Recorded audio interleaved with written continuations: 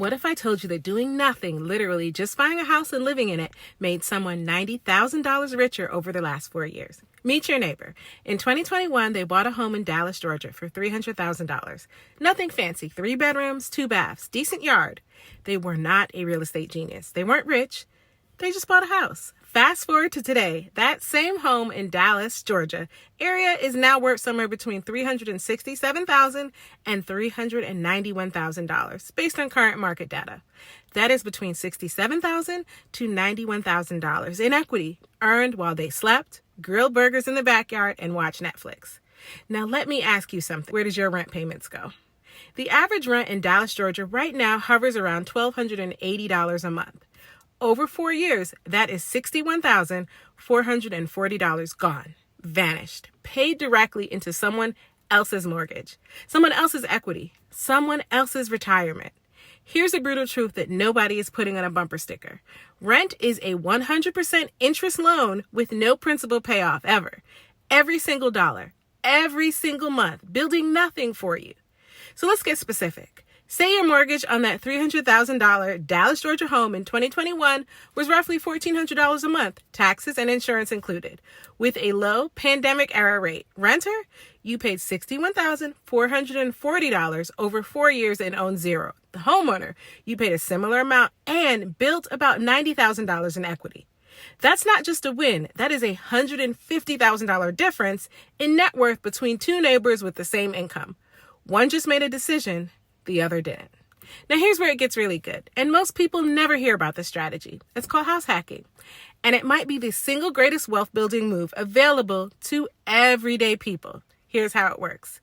You buy a home with a basement, an extra bedroom, an in-law suite, or a duplex, and you rent out the other space.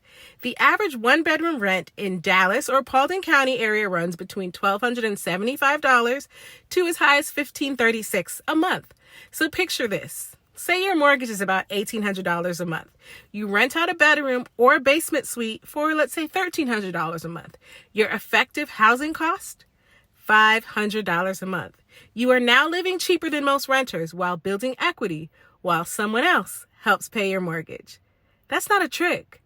That's just math working for you instead of against you. Now, I'm not telling you to buy more house than you can handle. That's the trap. That's how people end up house poor. Here's the real key.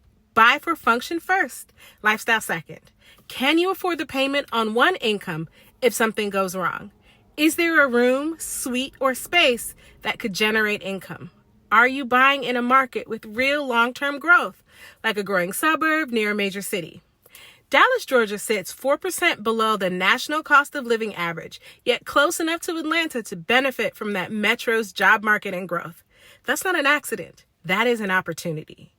Do not buy the biggest house you qualify for. Buy the smartest house that you can find. 4 years ago, someone in Dallas, Georgia made a decision. A normal person, not a millionaire, not a Wall Street investor.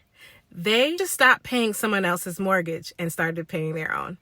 And today, they're sitting on nearly 6 figures in equity, with a tenant helping cover their mortgage, living cheaper than the person down the street, still signing a lease every 12 months. The question isn't whether you can buy a home. The question is, how much longer can you afford not to? Your future self is watching. Make the call. I can connect you with a local lender. Get pre-approved. It's free and takes about 20 minutes. Look for homes with income potential, basements, in-law suites, duplexes, extra rooms. Run your numbers. Compare your rent to a mortgage payment right now. The best time to buy was 30 years ago. The second best time is today.